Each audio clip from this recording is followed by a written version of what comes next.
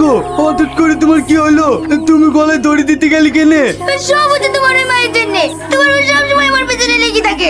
হ্যাঁ, আমি আর বেঁচে দেখতে চাইনি। তুমি কি বলছো? আমার মা কি করলো?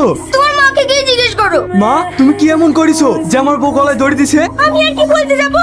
তোর বউ কার সাথে তুমি সবসময় ফোনে কথা বলে? আমি শুধু বলতে গেছি, বৌমা তুমি কার সাথে এত ফোনে কথা বলো? এই কথাটা বলাই আমার সব থেকে বড় অপরাধ। আমার খালাতো ভাই ফোন করলে আমি ফোনটা ধরবো না। তোমার কোন খালাতো ভাই ফোন করে সে তো আমি খুব ভালো করেই জানি। দেখেছো তুমি, দেখেছো তোমার সামনে আমার দুর্নাম করছে। মা, তুমি আমার সামনে আমার বই দুর্নাম করছো? এই কুত্তা, সবসময় বইয়ের আঁচল ধরে থাকিস নি। বউকে একটু শাসন করিস, নাহলে দেখবে কবে অন্য ছেলের হাত ধরে পালাবে। ও গো, তুমি আমাকে রেখে অন্য ছেলে হাত ধরে চলে যাবা?